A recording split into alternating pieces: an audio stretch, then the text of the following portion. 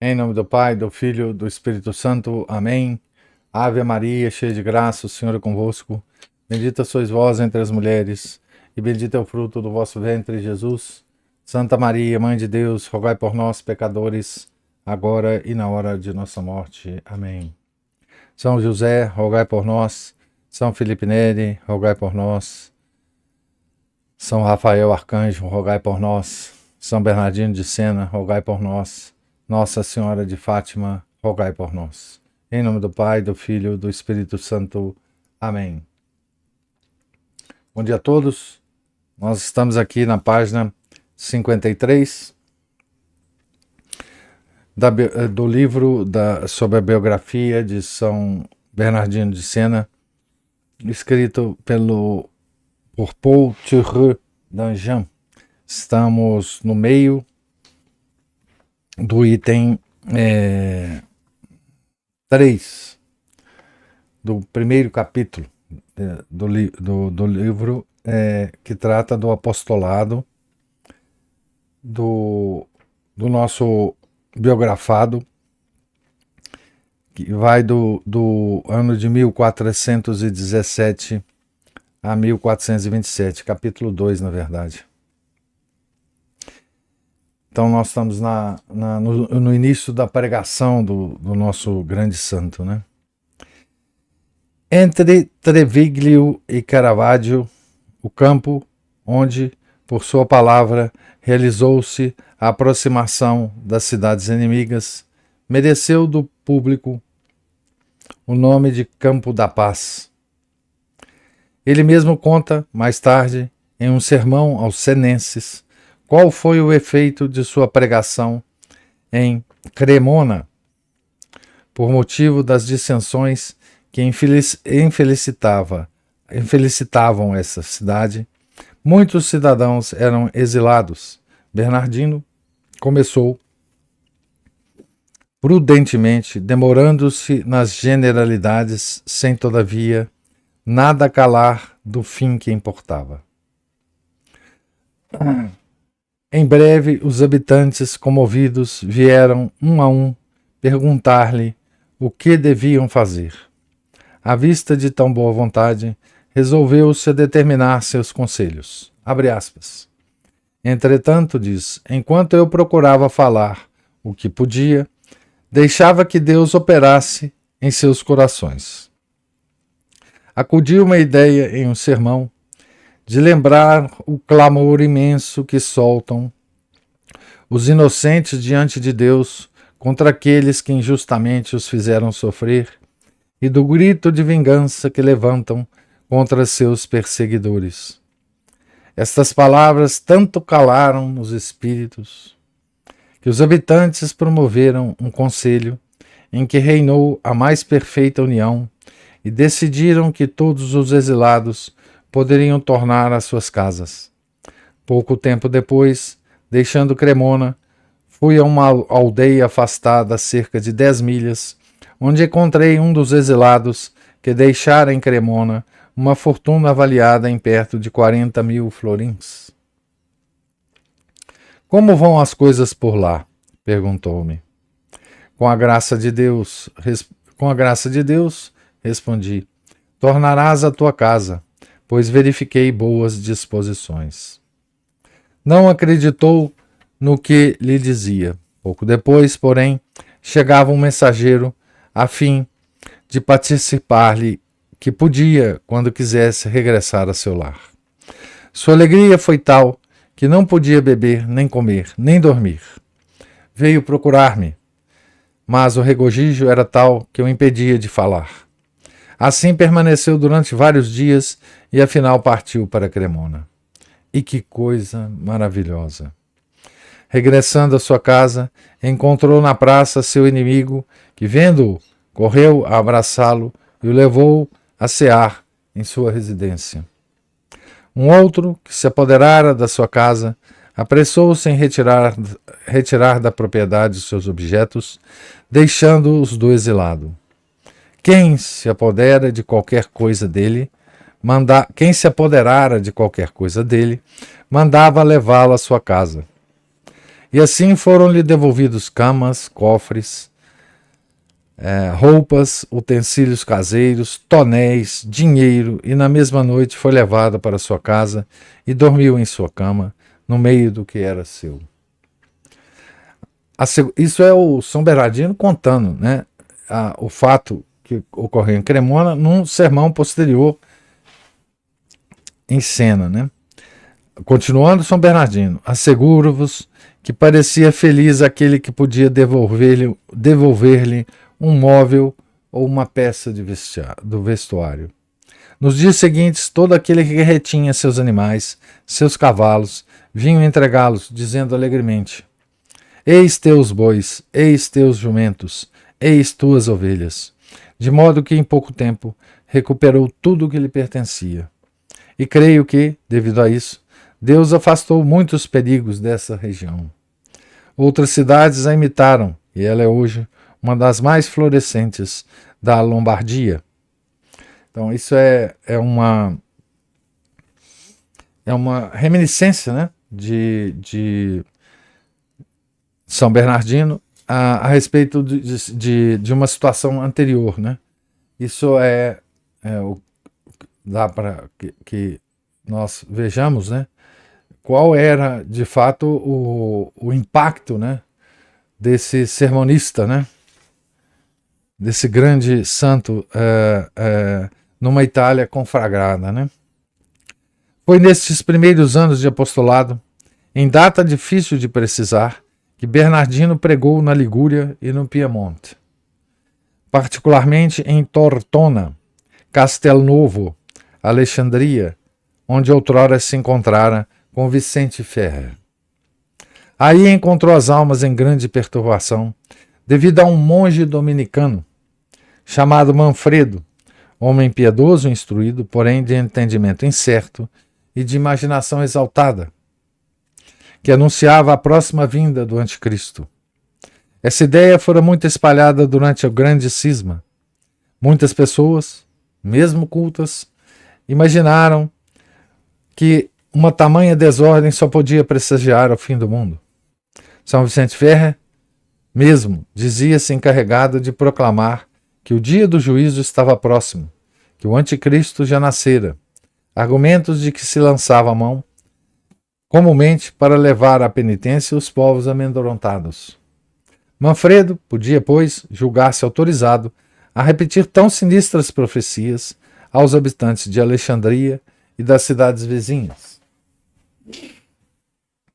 À sua voz, homens e mulheres, em número de cerca de 400, deixaram suas famílias para formar uma espécie de confraria penitente, que o seguia por toda parte, seguia Manfredo, né? Aliás, uma vida irrepreensível.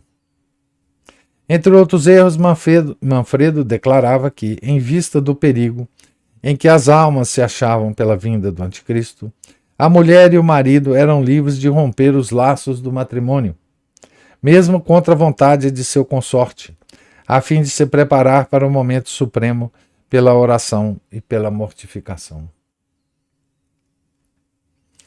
Informado da situação, Bernardino julgou útil combater com a palavra e com a pena essas doutrinas de pavor que sentia contrárias ao verdadeiro espírito de São Francisco de Assis, espírito de amor, de paz e de alegria. Aqui tem uma nota dizendo assim, ó: lê-se num sermão pronunciado por Bernardino em Sena, em 1427, abre aspas, foi muitas vezes dito, e em minha infância ouvi dizer que o anticristo nascera. Que digo? Já nos tempos apostólicos dizia-se que nascera, e também o disseram no tempo de São Bernardo. E ainda hoje dizem-no, e há pouco tempo o asseguravam com certeza. Oh, que loucura é essa dos homens que querem saber mais que Deus quer que saibam. Quem o pode afirmar com certeza? Não há criatura no mundo que o possa saber, porque Deus, Cristo Jesus, não o quis dizer a seus discípulos, e o próprio Cristo, como homem, jamais o soube. Isso Isso é uma coisa importantíssima, né? E o próprio Cristo, como homem, jamais o soube. Isso é verdade, né? Ele próprio disse que o tempo de seu pai, ele enfim, ele não tem acesso a isso, né? Que isso é o tempo do Pai, Deus Pai, né? Então, e aqui ele lembra, né, que os apóstolos já tinham dito isso. Aqui ele lembra também de São Bernardo, né? No tempo de São Bernardo e também no tempo de Santo Agostinho, né, quando houve a queda do Império Romano, também todo mundo sabia, pensava que vinha aí o anticristo, né? Isso é uma grande lição para nós hoje, né? Que vira e mexe falamos de anticristo por aí, né? Que o fim do mundo está próximo, que, enfim, nessas bobagens que tem aí hoje nas redes sociais, né? Então, continuando aqui o texto. Fez ver ao inquisidor de Alexandria e ao superior geral dos frades pregadores o erro em que incorria Manfredo, e talvez impediu assim que se propagasse mais. Entretanto, não conseguiu vencer a cegueira de Manfredo e de seus partidários. Lembra que ele era seguido agora pelos penitentes, né? A confraria dos penitentes. Estes seguiram seu chefe a Bolonha, a Florença, a Roma, esperando sempre o anticristo na oração e na austeridade. O próprio Papa tentou em vão dispersá-los e fazê-los regressar a seu país. Vários deles acabaram vítimas de alucinações. O zelo demonstrado por Bernardino, nessa circunstância, criou-lhe inimigos ferrenhos. Veremos adiante quais foram as represálias que tentaram contra ele amigos de Manfredo. Então, aqui nós vemos um exemplo, né, de muita coisa que ocorre hoje, tá certo? Muita coisa que ocorre hoje. Nesse pequeno episódio aqui, tá certo? Então, a primeira coisa é que uma coisa boa, que aparentemente é feita por pessoas piedosas, que muito provavelmente muitas dessas pessoas piedosas nessa confraria da penitência vieram de uma vida mundana para uma vida de piedade, né? Penitência é sempre uma coisa, do ponto de vista nosso, né? É sempre uma coisa boa, é sempre uma coisa recebida por Deus de modo com alegria, né? Mas é fundamentalmente má. Essa coisa é má, certo? Tem uma maldade nessa coisa que às vezes a gente não vê, né? Às vezes a gente não vê, né? É muito comum hoje a gente usar esse critério externo e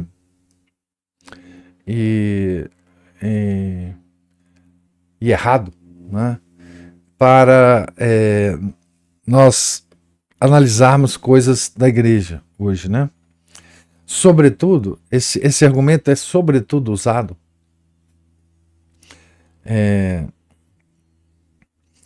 para, digamos assim, contra-argumentar as pessoas que falam das aparições de Medjugorje.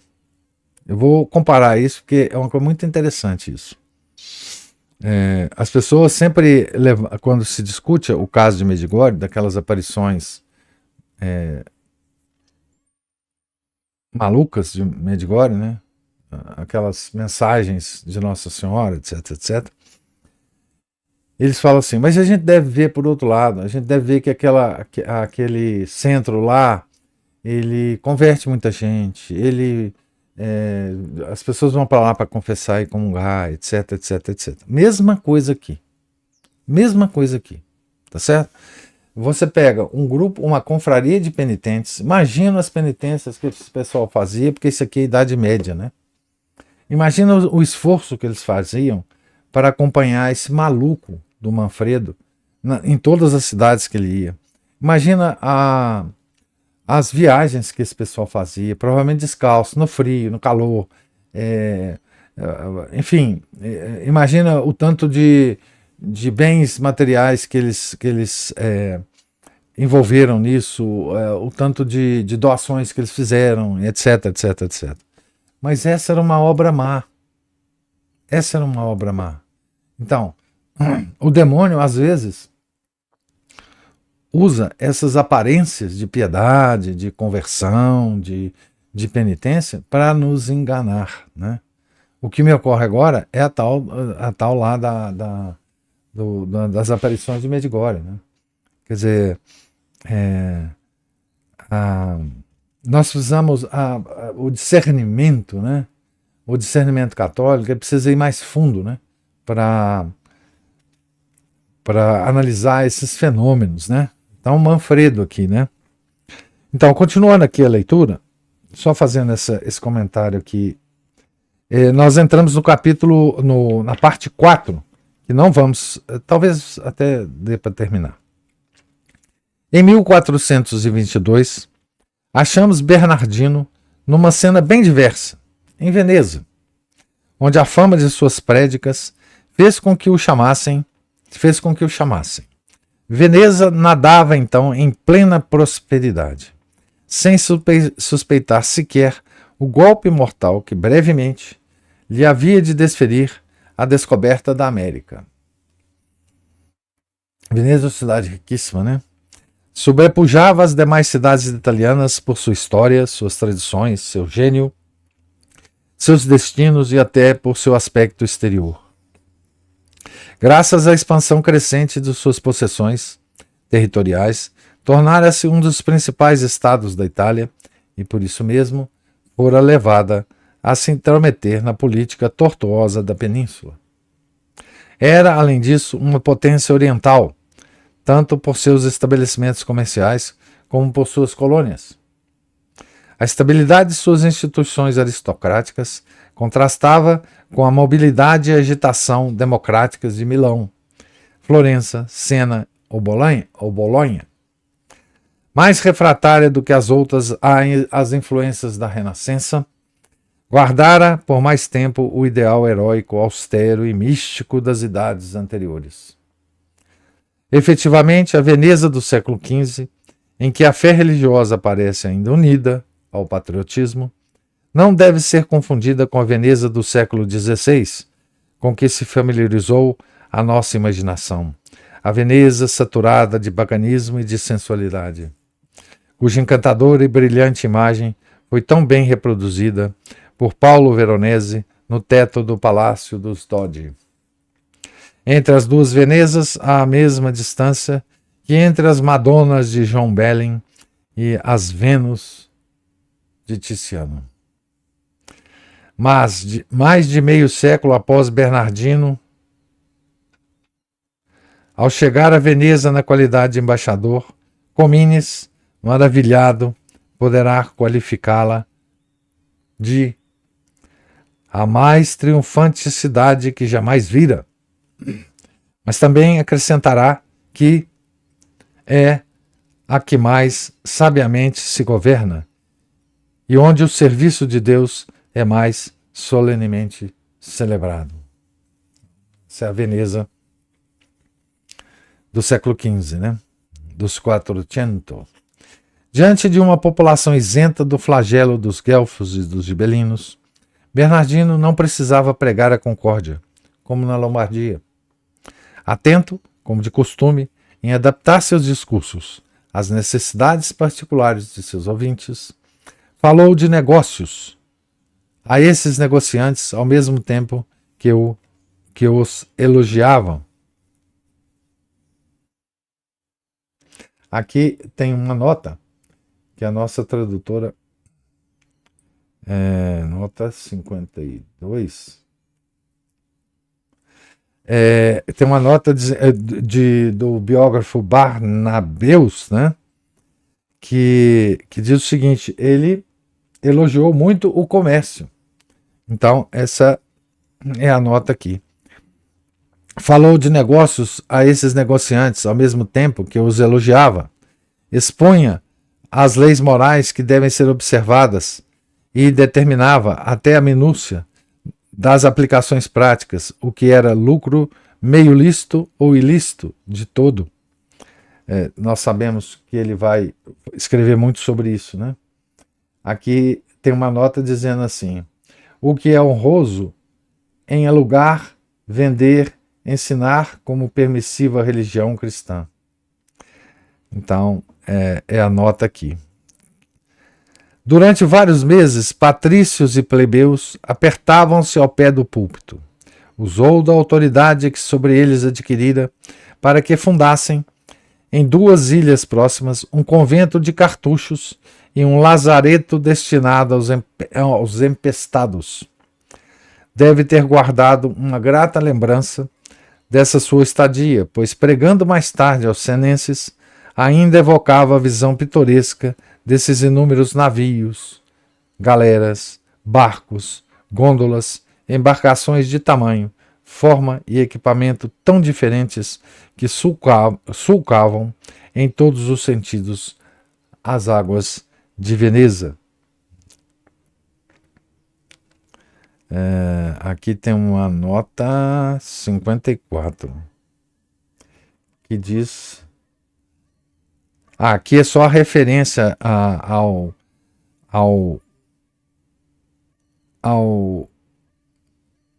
a pregação em cena, né, em que ele lembrou esse fato de Veneza, né? Aqui é apenas a referência onde está esse sermão, né? E declarava que o que mais o impressionara fora a concórdia que reinava na cidade e a oferecia de bom grado como modelo a todas aquelas cidades em que as facções se degladiavam. Também aqui a referência ao sermão.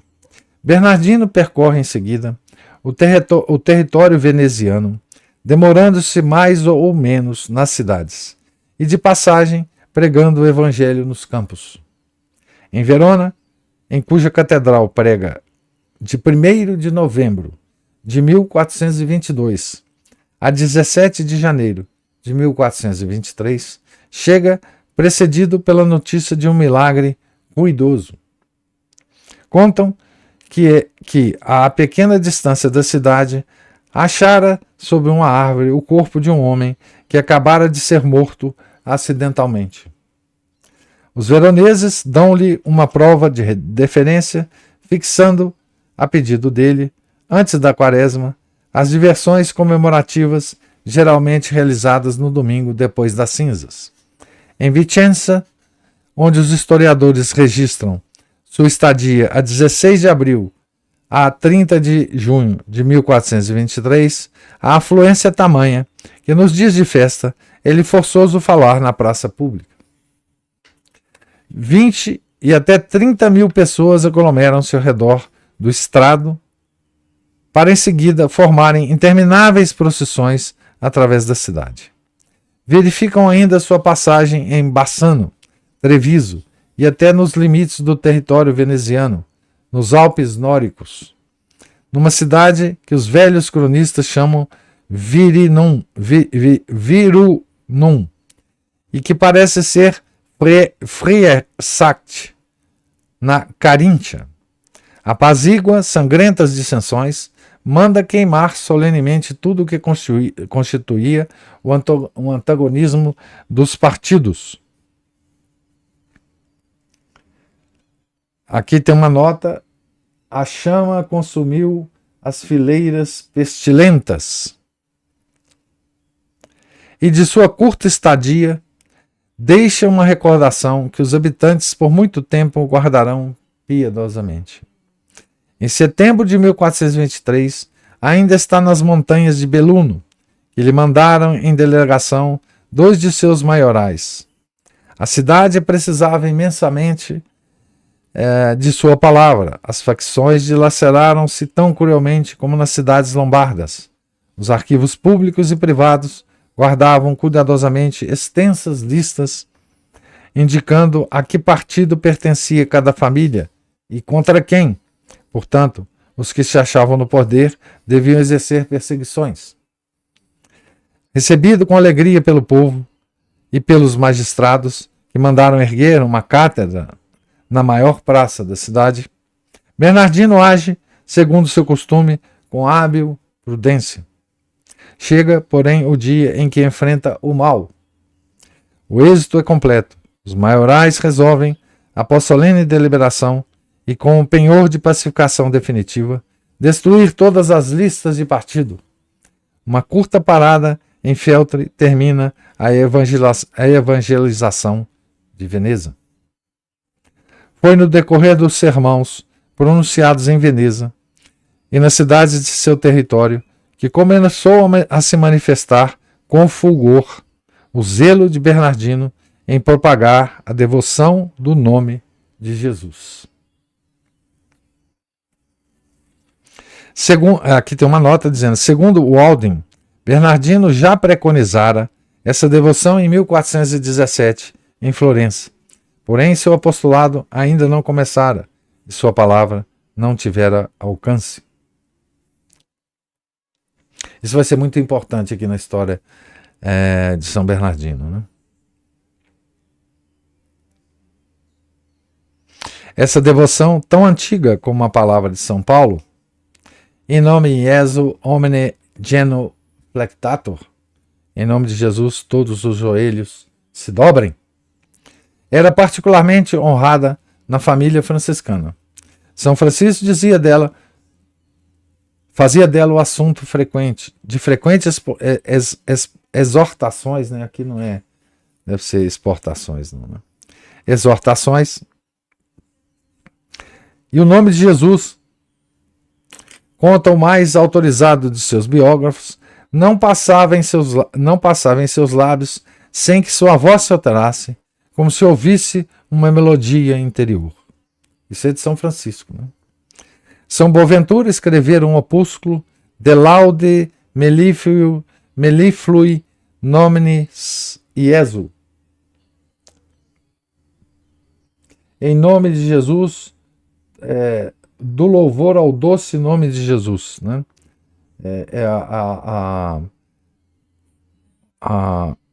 O título desse opúsculo, né? De São Boaventura, né? Não era, portanto, novidade o que tentava Bernardino, procurando reanimar essa devoção desleixada em seu tempo. Gostava de celebrar magnificamente, em seus sermões, as belezas, as grandezas, as misteriosas virtudes do nome de Jesus. E a fim de dar um cunho exterior aos sentimentos que acordava nas almas, convidava seus ouvintes a escrever nos monumentos públicos ou privados o santo nome, ou, ao menos, uma das abreviações pelas quais costumava exprimi-lo. Aqui tem uma... Aliás, a capa do livro tem a figura de São Bernardino com um cajado, e em cima do cajado tem essas letras, né, do nome de Jesus. Aqui na nota ele vai explicar, né?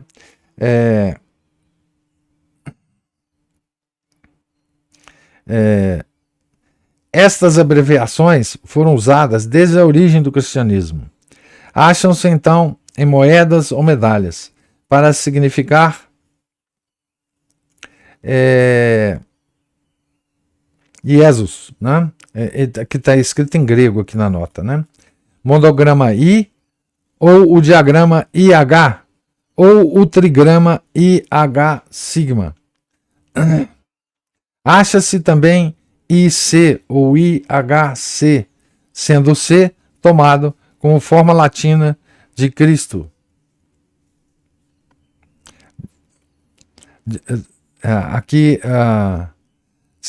Aqui é sigma, né? Mais tarde, preferiu IHS, ou IHS maiúsculo, ou I maiúsculo HS, esquecendo-se de que o H figurava originalmente nesse sinal como a maiúscula de Nia, e acabara por ver nela um H latino. Aliás, como recordação dessa palavra, né, escreviam geralmente na Idade Média Iesus, com um H no meio. Né? Na pedra sepulcral de Santa Coleta, falecida em 1447, o nome de Jesus é escrito JHS. JHS Christi, né? Santo Inácio e depois os jesuítas adotaram o mesmo trigrama de São Bernardino, IHS, tá certo? Que é dos jesuítas, né? Ele próprio adotara a abreviação formada pelas 3 letras, IHS. Né? Aqui tem uma outra nota dizendo: essas letras estavam escritas em caracteres góticos, que davam ao I a forma aproximada de um Y. O H era geralmente encimado por uma pequena cruz, que é exatamente a capa do livro, tá certo? Se vocês olharem a capa do livro, tem o cajado dele, e o IHS e o H encimado por uma cruz. Tá? Então, ele próprio adotara a abreviação formada pelas letras IHS e imaginara cercá-las por um círculo com raios dourados, que está lá na capa. Aproveitou as boas disposições do momento para fazer imprimir esse emblema sobre um país invadido pelo paganismo e substituir por ele todos os símbolos guelfos e gibelinos, de que andavam as paredes revestidas, esperando selar assim a pacificação dos corações. Seu apelo, que também tem um errinho, seu apelo foi ouvido em toda a Veneza. Magistrados e particulares apressaram-se em mandar pintar ou esculpir, com todas as honras, o radioso trigrama.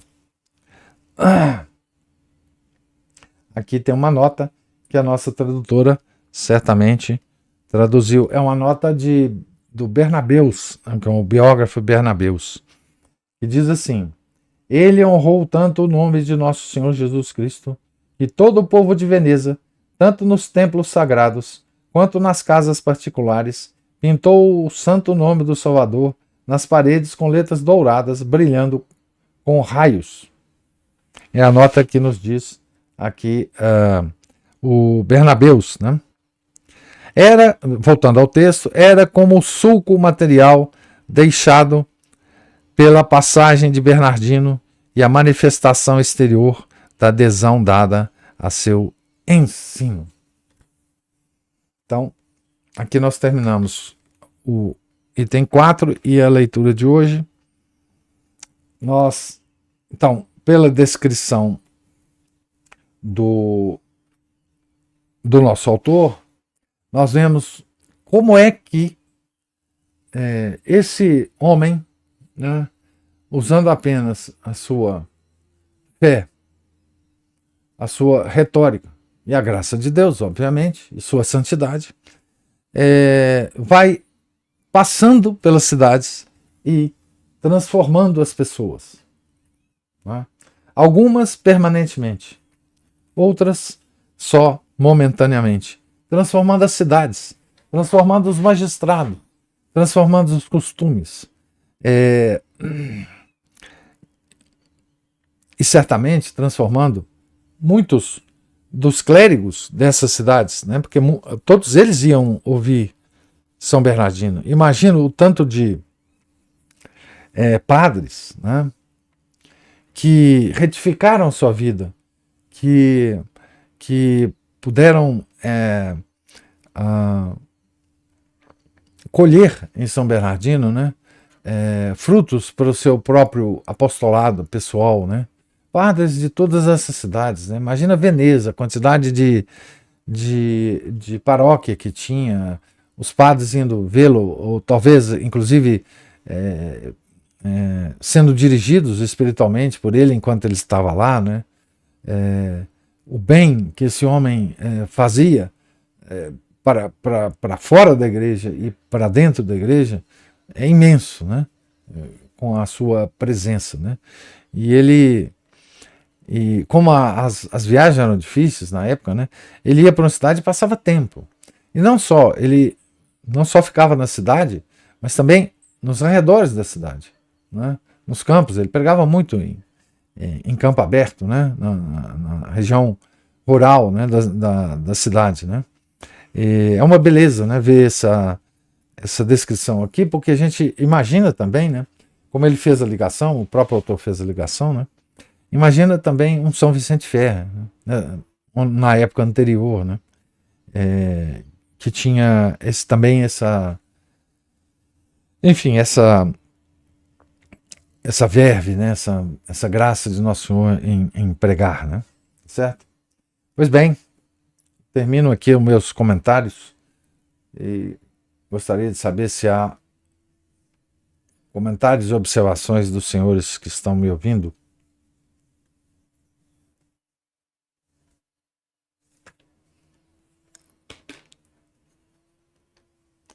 Aqui nós já temos um comentário.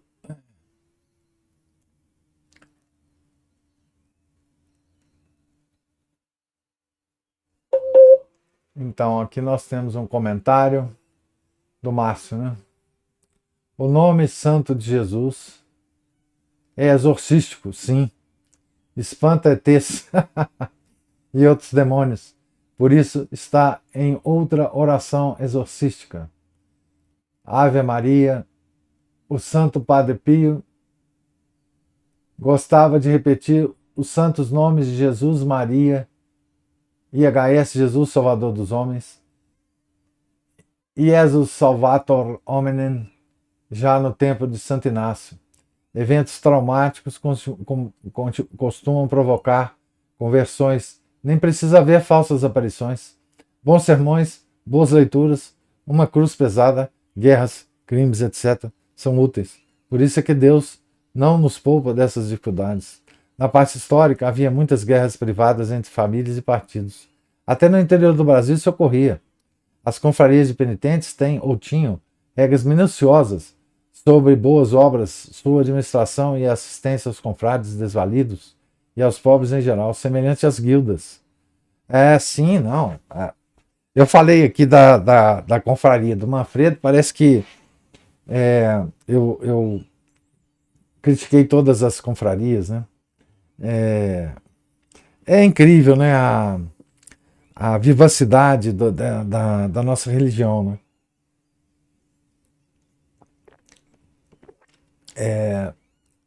Essas confrarias de penitentes normalmente tinham um guia, né? Mas veja como a vivacidade da nossa religião é tão grande, né? No momento em que havia os mosteiros funcionando, né? Já falei muitas vezes vocês, as ordens terceiras, etc, etc. Mesmo assim, o povo sentia necessidade de formar essas guildas, né? Ou seja, as guildas de penitentes é uma fonte enorme de graças para todo mundo, né? E para os penitentes também, né? Era como se fosse uma espécie de extensão das ordens terceiras, né? Com mais fervor na penitência, né? Essas confrarias davam uma vivacidade à nossa fé, à nossa sociedade na época, né? Imagina hoje, né? Você formar uma confraria de penitentes, né?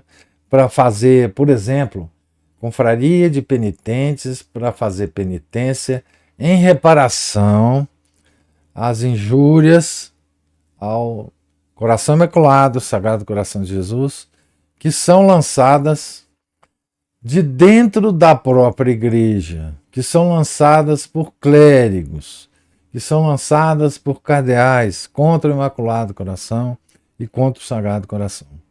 Né? Imagina que bênção que seria, né? uma instituição dessa, né? Pode até haver isso no mundo em algum lugar, eu nem sei, talvez o Márcio saiba mais que eu. Mas assim, isso é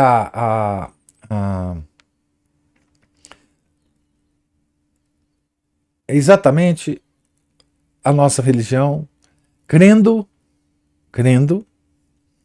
naquilo que a gente reza no credo.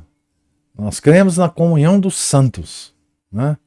Nós cremos que penitências feitas são vistas por Nosso Senhor, são recebidas por Nosso Senhor e são precioso depósito no banco da comunhão dos santos. São preciosos depósitos que podem se transformar em graça para todo o mundo, né? É uma obra de profunda caridade, né, essas confrarias de penitentes, né? Agora, isso não deixa também de ser um modo de usar pessoas ingênuas, né, para fazer coisas absurdas, como esse Manfredo aqui nessa época usou os seus penitentes, né, para ficar esperando o fim do mundo, né? Vocês imaginam, assim, esse fenômeno do Manfredo e outros tem similaridade com esses malucos. Na década de 90 existia mais desses malucos, né? Tipo Jim Jones, né? Que esperavam o fim do mundo, etc. E fez com que não sei quantas pessoas se suicidassem lá, né? Para não ser pego, para ser salvo de alguma forma, sei lá como o Jim Jones pensava as coisas, né? Então, enfim, uma boa causa pode ser usada para más coisas, né? Hoje chamam de confraria aqueles encontros festivos que as confrarias não faziam. É claro, é uma versão moderna da confraria, né? A Ana Paula ou Márcio levantou a mão aí.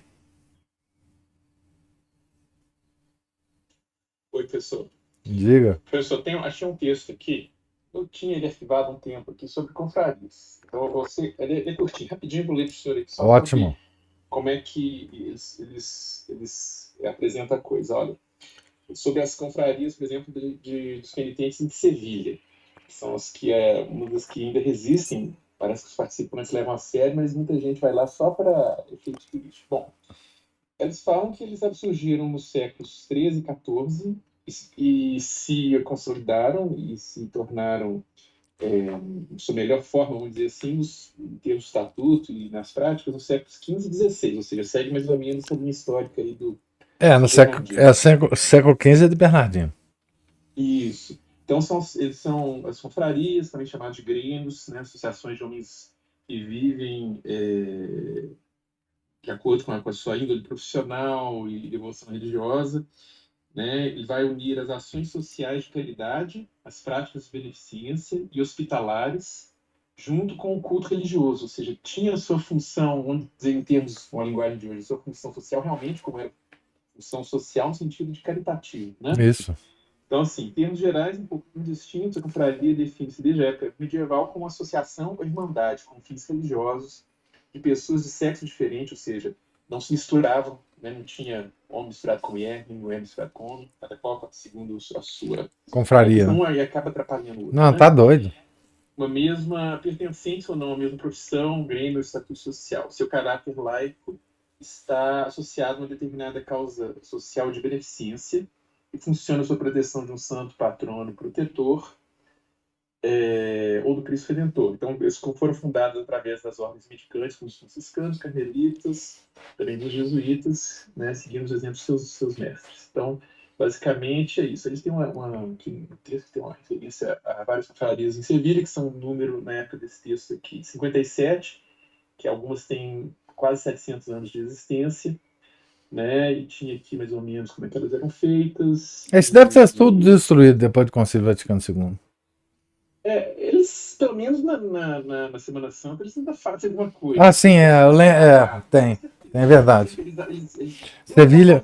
as regras, né? E aí começa, vamos fazer um adornamento aqui. Aí começa a bacalhar tudo. Né? Eles explicam como é que é, né? O pessoal visita as Sacrates, 14 Santas Cruzes, o Cruzeiro que tem pela cidade, e tal. Esses são detalhes. Eu tenho em algum lugar também arquivado a regra primitiva da Ordem Terceira de São Francisco também, é bem rigorosa. Né? Então, só para dar um pequeno exemplo do que eles fazem, o que eles faziam, né? É uma espécie de expansão das ordens terceiras, né?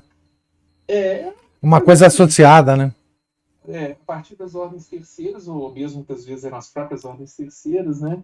Que faziam isso, eles tinham lá, eu lembro da outra, num lugar aqui que eu descobri, eles tinham as regras, por exemplo, dos confrades que ficavam doentes ou incapazes de trabalho, eles faziam, recolhiam dinheiro e faziam a espécie de aposentadoria para poder ajudar a sustentar essas pessoas, os outros pobres também, muitas vezes feito de maneira anônima, inclusive as pessoas não ficavam nem sabendo, inclusive era proibido fazer qualquer forma de doação que houvesse alguma forma de identificação do doador.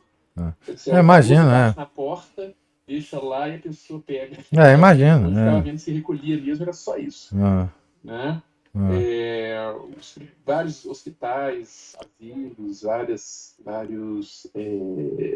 dessas instituições, né? Orfanatos também vieram também através dessas ordens, se elas não viessem por meio da própria igreja, né? Muito bonito, muito bonito, muito bonito. E realmente tem uma época que eu justamente procurando confrarias, existe uma confraria desse mundo aí, eu queria pegar um negócio desse, uma regra dessa, né? Assim que eu descobri as confrarias do Rosário, que é uma coisa bem leve, assim, de oração, né? Mas não tem, assim, eles têm as confrarias antigas, essas regras de se unirem na igreja dedicada ao Nosso Senhor do Rosário. Tinha também algumas pequenas obras assim também de caridade, mas hoje em dia é só assim, né? Está longe, distante de cada uma delas, não dá muito o que fazer. Mas era mais ou menos isso, professor. Ótimo, Márcio. Hoje em dia os confrades fazem o contrário dos penitentes. Bebe cerveja, vinho e come. Isso, fala mal dos outros, principalmente. Principalmente isso. Mas Márcio, é uma coisa incrível, né? Nesse Brasil maluco, de vez em quando eu discuto a respeito da democracia, que não vale a pena participar dessa porcaria, que não vale a pena votar, que, enfim. Aí a pessoa que está muito encharcada disso, né? E muito bem intencionada, me pergunta, mas o que nós podemos fazer então para mudar o mundo? Agora eu vou dar o exemplo de confraria para eles. Você monta uma confraria de penitente, filhinho. Exatamente. Entendeu? Excelente. É isso que vai mudar o mundo. Não é política que vai mudar o mundo. Então, assim, a pessoa hoje, encharcada com essa ideia de democracia, né? Ela não vê outra coisa para fazer a não ser votar de 4 em 4 anos. Para esses miseráveis fazerem o que fazem, né? Eles não veem que a participação social ela pode se dar de formas as mais variadas possíveis, sem ninguém encher o saco, sem ninguém votar, sem ninguém, tá certo? E as obras, as grandes obras de caridade que a igreja faz, foi sempre assim. Sempre foi assim, né? Então, assim, as pessoas são... porque essa é aquele negócio, né? Com esse tipo de ação, nós estamos pondo em movimento a causa primeira. Sim. Que vai movimentar as causas segundas. Então, nós estamos agindo no lugar que tem que agir. E depois fiquemos tranquilos. Porque é aí que nós temos que agir. Não é eleger político, eleger prefeito, vereador, presidente, né? Esse é o segundo cão, né? Esse é o caso do segundo cão. Pois é, nós temos o maior poder que existe na face da Terra, que é tentar mover a causa primeira. E nós abrimos mão para ficar, enfim.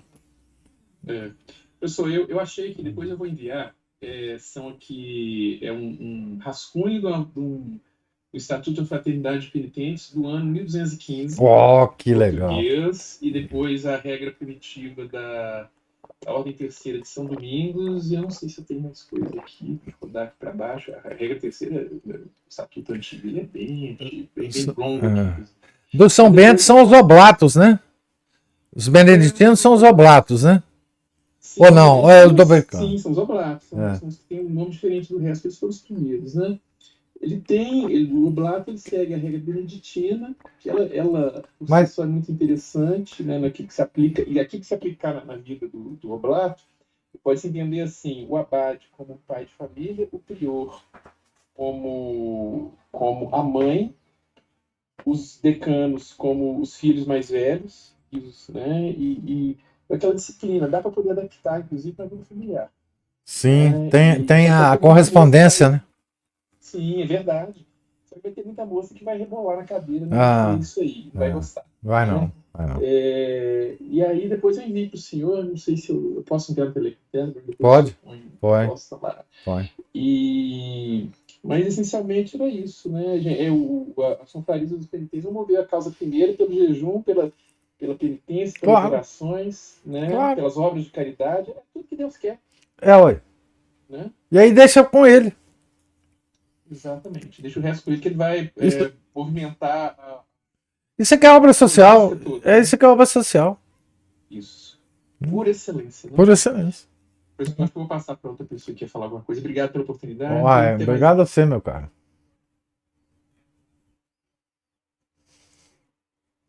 Eu quero falar, mas só se esse assunto estiver terminado, porque eu vou mudar de assunto. Não. Não sei se a Cristina tem algo para acrescentar sobre isso. Senão eu falo depois, Cristina. Não, eu só ia acrescentar, achei muito interessante o Márcio trazer a parte formal, né? Eu tenho aqui em casa 2 livrinhos, um da Ordem Terceira do Carmo e um de São Francisco, que são os manuais dessas ordens, né? E aí, como está aqui bem pertinho de mim, eu abri rapidinho para dar uma olhada, assim que o Márcio falou, eu falei, só uma notinha. É que já no capítulo 1º, né, sobre a natureza, a constituição dessas ordens, no caso aqui eu estou com essa ordem carmelitana, e esse manualzinho aqui é de 1950, a regra é aprovada, né, pela Sé Apostólica. Eu acho que a dificuldade toda atual é esta, porque, assim, para que essas confrarias funcionem sem esses excessos, né, há que ter uma ligação com, acho que no mínimo, uma paróquia, né? No mínimo, imagino que é assim. Essas ordens elas não eram fundadas sem que houvesse uma aprovação da própria igreja. É do bispo, né? Talvez. Ou do prior da ordem, né? De uma ordem monástica, né? Imagino que o aconselhamento, eu não diria, não sei se direção, porque essa palavra já é mais, ela tira um pouco a ideia de autonomia da ordem, mas algum aconselhamento, alguma coisa, alguma ligação com paróquia, com um padre, né? Porque o padre nós sabemos o que é um padre, a importância, a relevância, né? Então é isso. O bispo deve. Enfim, o bispo pode passar a incumbência para um padre qualquer, né? Isso mesmo. Não, deve ser por aí. Não, hoje é quase que impossível, né? Por causa da decadência das ordens e. Não é quase impossível fazer a confraria, é quase impossível que a confraria funcione aos moldes que devia funcionar, né? Mas é isso, professor. Tá bom. Ana Paula, obrigada.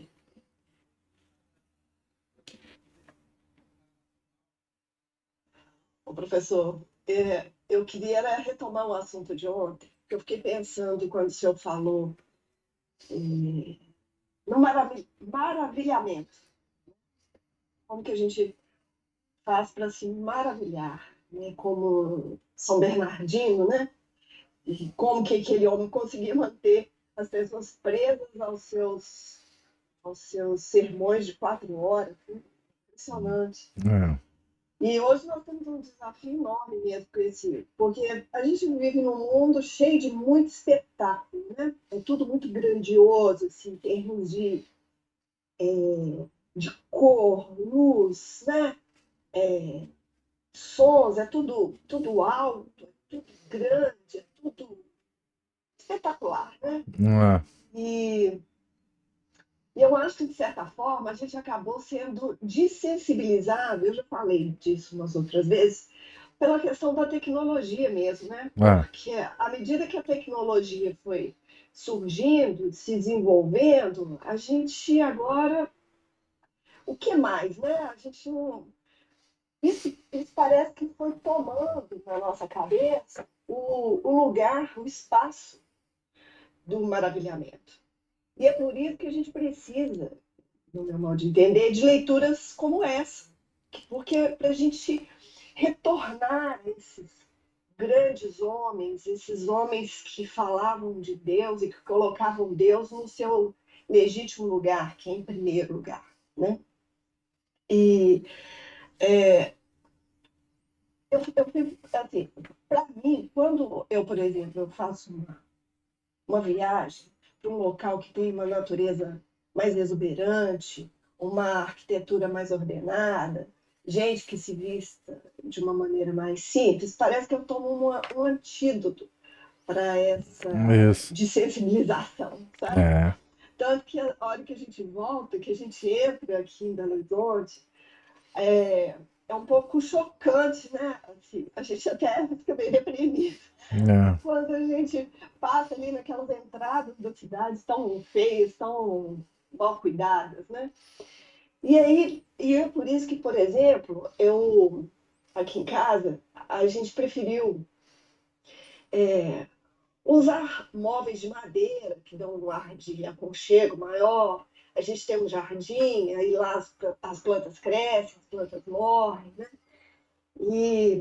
E às vezes, assim, às vezes eu fico ali estudando, né, na minha mesa, e às vezes fica uma confusão, né, porque fica Atlas, que eu adoro o mapa, né? Então, se fala de um lugar, eu tenho que olhar no mapa onde que é, e aí eu falei, tem canetinha, tem lápis de cor, tem... Canetinhas coloridas. Canetinhas coloridas. Canetinhas coloridas. E eu fico assim, meu Deus, que desordem e tal. E aí eu digo para mim mesma assim, deixa eu te falar, você não vai fazer uma foto, sabe? Essa casa aqui não é para fazer foto para uma revista de decoração. Nessa casa mora gente, sabe? Isso. Assim, eu fico conversando com a minha cabeça, sabe, professor? Porque é tudo tentando... Porque nesse mundo é um mundo de muito sentimentalismo e pouca sensibilidade que a gente vive. Então, eu fico procurando, e aí eu acho que cada um deve ter os seus meios, de procurar buscar esse maravilhamento. De quando assistir à missa, lembrar de Nosso Senhor, da paixão mesmo, dele todo ensanguentado, sofrendo ali, né? O que é aquilo ali? Não é só a gente não ir lá só para bater ponto, sabe? Só para cumprir algo por uma obrigação, mas a gente realmente se tocar com aquilo, né? E aí eu fiquei pensando de uma passagem da leitura de ontem, que a princípio passou despercebida, mas depois eu fiquei assim, meu Deus do céu, que homem é esse? Que é aquela passagem que São Bernardino vai atravessar. Agora eu já me esqueci se é um lago, se é um rio.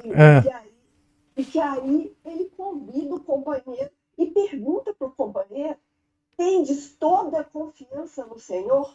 E aí ele estende o manto dele. E o companheiro dele vai com ele. Ele não fuma, não. Exatamente. Eu falei assim, meu Deus, que homem é esse? Né? O que a gente responderia? A gente tem que pensar nisso, né, professor? O que me faria responder afirmativamente aquela pergunta? O que me sensibilizaria a de tal forma colocar Deus realmente no primeiro lugar, ao ponto de dizer, né? A ponto de você arriscar a sua vida ali e afogar, né? Porque eu imagino que nenhum dos dois sabia nadar. Certamente. Né? Não, é impressionante, né? É impressionante essa passagem. Enfim, os milagres de São Bernardino são interessantíssimos. Mas essa questão da dessensibilização, ela passa pela excitação dos sentidos físicos, né? Dos 5 sentidos. Nós hoje excitamos os nossos 5 sentidos tanto que nós precisamos agora de toneladas de coisas que vêm do exterior para nos novidades, porque senão tudo fica sonso para nós. É como se nós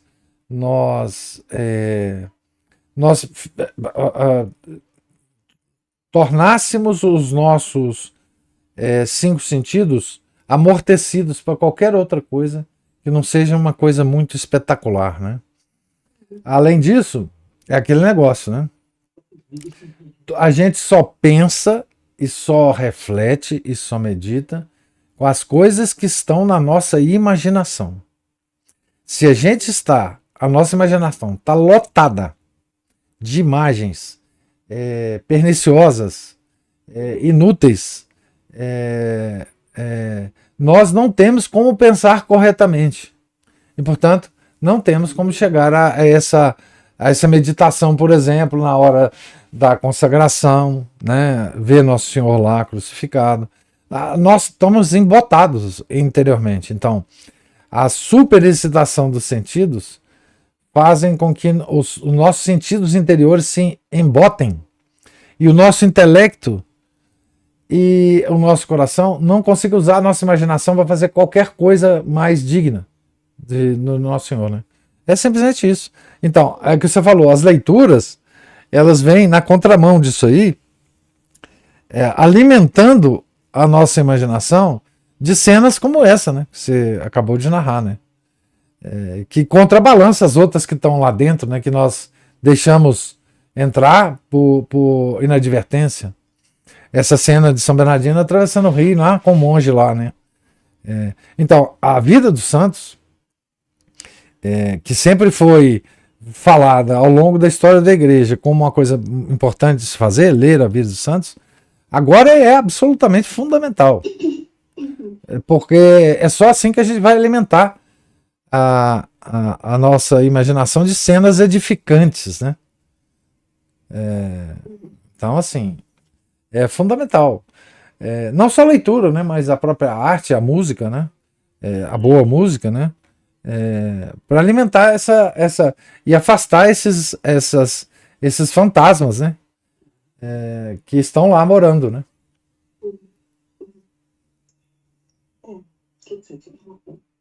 Professor. Sim. Peraí, vou trocar o microfone aqui. Pronto. A gente tem que fazer praticamente um trabalho de lavar a memória. Isso. A imaginação. Memória e imaginação. Justamente para poder, né, e ter uma vigilância severa sobre os sentidos, para evitar as coisas perniciosas e buscar as coisas boas, né? Isso me lembrou também uma vez um retiro, um padre citando o São Bernardo, quando ele tinha de sair lá do convento dele, né, para poder fazer as viagens lá, orientar, aconselhar as pessoas. Quando ele parava para fazer uma meditação, oração, que muitas vezes ele ficava tão deslumbrado com a beleza do lugar, da natureza, que ele fazia uma venda, ele vendava os olhos para poder dar conta de rezar com calma, não distrair. Isso. Né? É uma forma dele de fazer isso. E aí o segundo ponto bom, eu já até enviei para o senhor aí o que eu achei dessas... Um deu algum rascunho de uma regra básica de foi achado no arquivo de 1215, né, de uma confraria de penitentes, e outra da regra anterior da Ordem Terceira Dominicana. Só para ter uma noção, parece uma coisa toda achada da franciscana também. Aí, aquela pergunta, eu acho que o pessoal hoje em dia está precisando de realmente uma confraria para ter pequenas regras básicas de vida, não havia apenas a vida, vamos dizer assim, de oração, mas também uma vida de penitência que não seja aquela coisa orgulhosa, mas seja uma coisa simples, né? Aquele um bom estilo Santa Teresinha mesmo, assim, pequenos atos. E regra prática, né? Nessa situação faça isso, naquela faça aquilo. Isso. E tem, claro, tem um pouco de liberdade aí para a pessoa adaptar também. E também das pequenas obras de caridade, principalmente a começar de casa, em convívio social, na atuação profissional. Aí que é a pergunta, você não queria esboçar alguma coisa assim para os tridentinos, não? Pelo menos algo leve assim para dar de guia, porque muita gente, assim, colocar assim, leia pelo menos um catecismo São Pio X inteiro por ano, porque muita gente acho que nem nunca abriu um deles, né? Não. Porque eu acho que isso ajuda muita gente.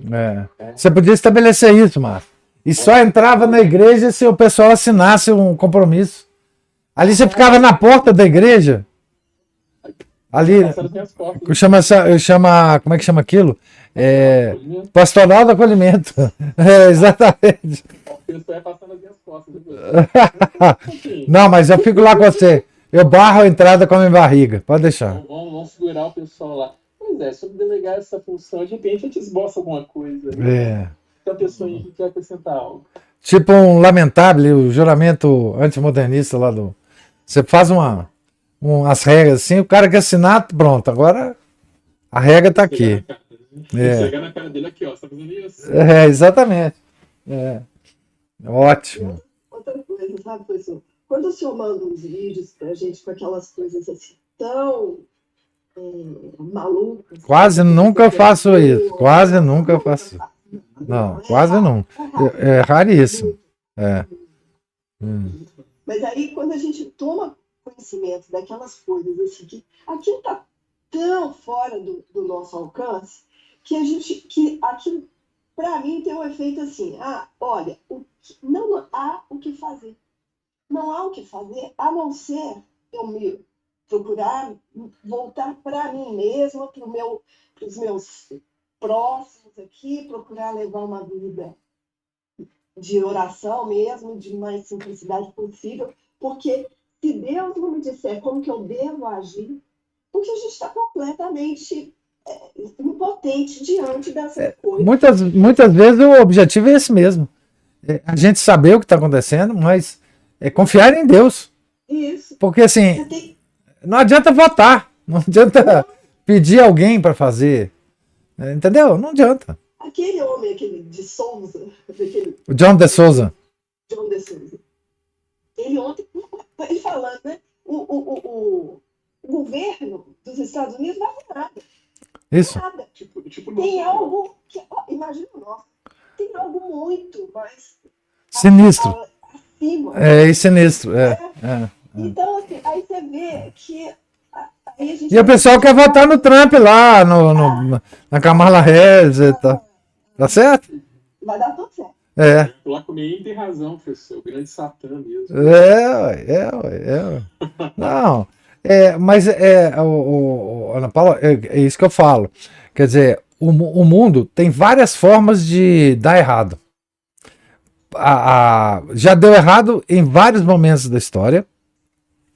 Mas o que é importante é a gente, mesmo não entendendo como é que ele vai dar errado, a gente fortalecer a nossa fé e fortalecer a nossa confiança em Deus. Quer dizer, Deus nos colocou agora nesse mundo maluco, tá certo? Para testar a nossa fé. Nós vamos ficar com ele ou vamos optar por outra coisa, né? Enfim.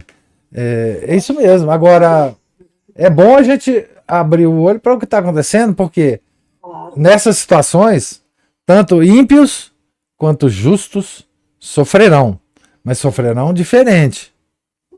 Os justos vão sofrer e aderir ao sofrimento do Nosso Senhor e pedir ao Nosso Senhor para considerar esse sofrimento como uma continuação do sofrimento dele na cruz. Os ímpios vão praguejar. Vão murmurar. Esperar, né? O bom e o mau ladrão. Esse é o grande modelo de qualquer sofrimento no mundo. É o bom ladrão e o mau ladrão.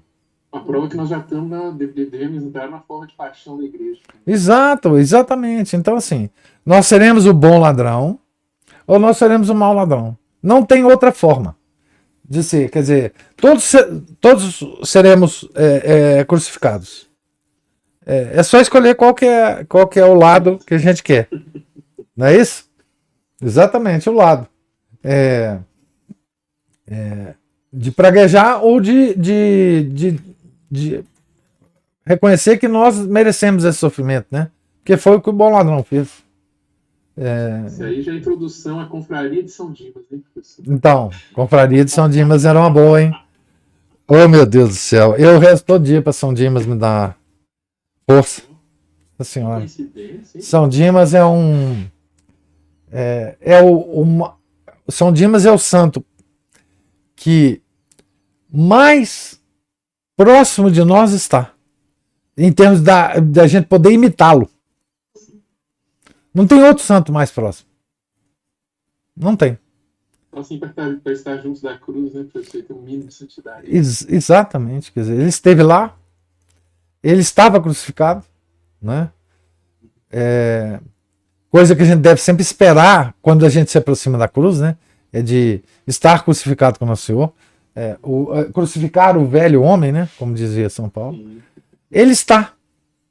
Então é o santo que a gente pode imitar, né? Ô, professor, outra coisa aqui. Falando aqui sobre o cajado, né? São Bernardino, descrevendo, né, esse cajado, me fez lembrar um vídeo que ontem eu estava assistindo, me apareceu como sugestão, e que parece que teve outra dessas jornadas mundiais da juventude aí. E aí... A última acho que foi em Portugal, né? O Papa recebeu um cajado das mãos de duas bruxinhas, duas mocinhas. Você ouviu aquilo? Não, vi não, mas ele parece uma forquilha, parece um estilingue com um cravo fixado que trespassa, assim, vai de um lado ao outro da forquilha, sabe? E aí ele recebe aquilo, e quem faz o vídeo, tá falando, o vídeo é um padre. E o padre falando, como é que eu sei que elas são bruxas? Porque elas usam, tem uma pulseirinha vermelha com os nozinhos, que é típico de quem pratica essas licas. Deve ser. E ele todo solene, recebendo aquele cajado horroroso, né? Então... se isso não é a paixão da igreja, não há mais nada que... Pois é. O Papa, né? Não há. É muito triste. Não há. E agora está ocorrendo o sínodo, hein? Tá lá. Os cardeais sentados naquelas mesinhas redondas, cheio de computador. Ai, Deus. Meu Deus do céu. Triste demais. Mas São Dimas, rogai por nós, São Dimas. Ai de nós.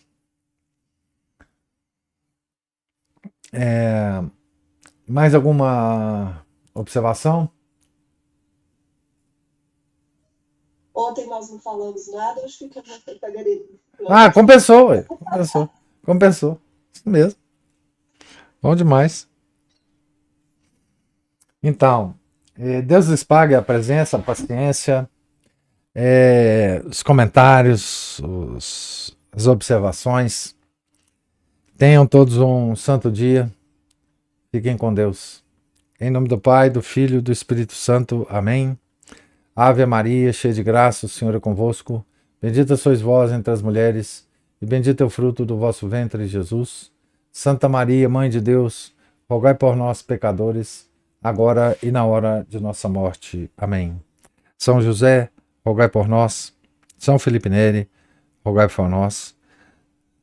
São Rafael Arcanjo, rogai por nós. São Bernardino de Sena, rogai por nós. Nossa Senhora de Fátima, rogai por nós. Em nome do Pai, do Filho e do Espírito Santo. Amém.